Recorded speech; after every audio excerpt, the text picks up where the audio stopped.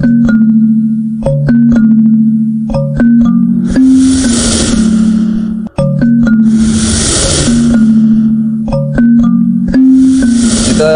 sudah berada di bulan Sya'ban. Beberapa pekan lagi kita masuk ke dalam bulan Ramadan. Mengingat setelah bulan Sya'ban kita akan masuk ke dalam bulan Ramadan, ada sebuah pesan yang perlu kita perhatikan yang ditulis oleh Syekh Ahmad bin Muhammad As-Sawi ketika beliau menafsirkan surah An-Nas. Beliau menulis wa'lam anna khawatiral qalb arba'ah. Penting untuk diketahui bahwa penggerak hati itu ada 4, kata. Apa? Yaitu rahmani wa malaki wa nafsi wa syaitani. Penggerak hati ada 4, ada yang bernama unsur rahmani, ada yang bernama unsur nafsi, ada yang bernama unsur malaki, dan ada yang bernama unsur syaitani. Dua dari unsur penggerak itu berada pada dalam diri kita sendiri, sedangkan dua yang lain berasal dari luar diri kita. Yang dari dalam diri kita adalah unsur rahmani dan nafsi, rahman dan nafsu. Sedangkan unsur dari luar diri kita adalah unsur malaki dan syaitani, unsur malak dan unsur syaitan. Rahman apa? Rahman ma yulzimu ta'atan bi ainiha. Sedangkan nafsu ma yulzimu maksiatan bi ainiha. Unsur rahman dalam diri kita adalah unsur yang menggerakkan kita untuk menjalankan ketaatan kepada Allah. Sedangkan unsur nafsu adalah unsur yang menggerakkan hati kita untuk melakukan kemaksiatan. Dengan unsur malak ma yulzimu ta'atan la bi ainiha, wasyaitani ma yulzimu maksiatan la bi ainiha.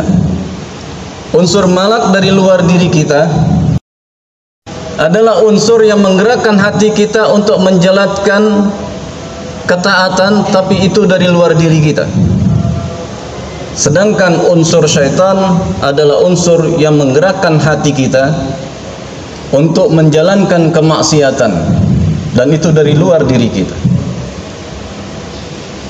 Yang menarik adalah di bulan Ramadan Rasulullah pernah bersabda, "Idza jaa Ramadan futihat abwabul jannah wa ughliqat abwabun nar wa sulsilatis syayatin." Jika datang bulan Ramadan,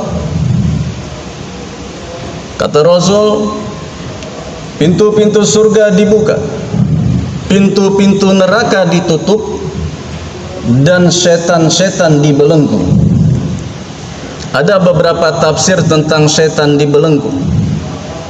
Ada ulama yang mengatakan yang dibelenggu adalah kepala-kepala setan. Setan, ingat, adalah unsur dari luar diri kita yang menggerakkan hati kita untuk menjalankan kemaksiatan. Ada lagi ulama yang mengatakan yang dibelenggu adalah semua setan. Ada juga ulama yang mengatakan maksudnya adalah suasana yang Allah kondisikan di bulan Ramadan membuat setan susah untuk menggoda manusia.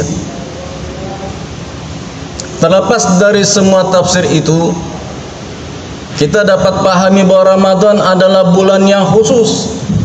Allah siapkan bagi kita agar kita lebih mudah untuk mendekat kepadanya. Karena satu unsur yang menggerakkan hati kita untuk berbuat maksiat Allah lemahkan, tetapi unsur yang menggerakkan hati kita untuk menjalankan taat Allah tetapkan.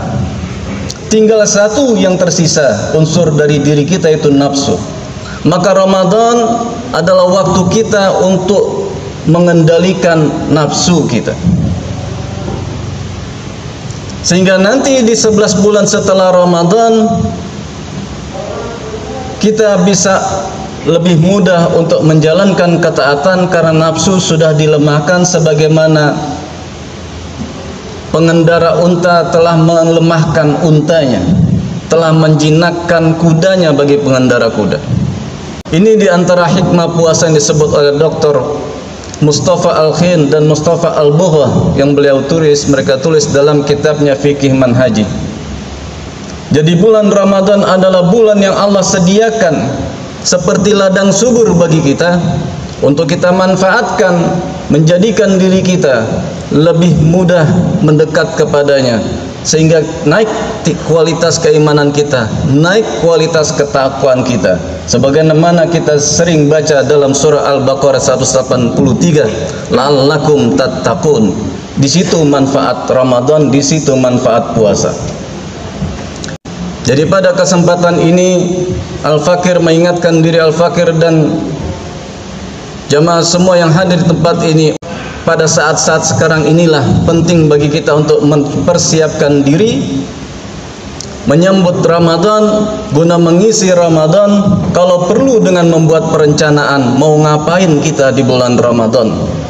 Demikian, semoga ada manfaatnya. Qala Allah Ta'ala fil Qur'anil Karim, wa huwa asdaqul qailin, a'udzu billahi minasyaitonir rajim, wal 'asr innal insana lafi khusrin illa alladzina amanu wa amilus salihati wa tawasaw bil haqqi wa tawasaw bis sabr.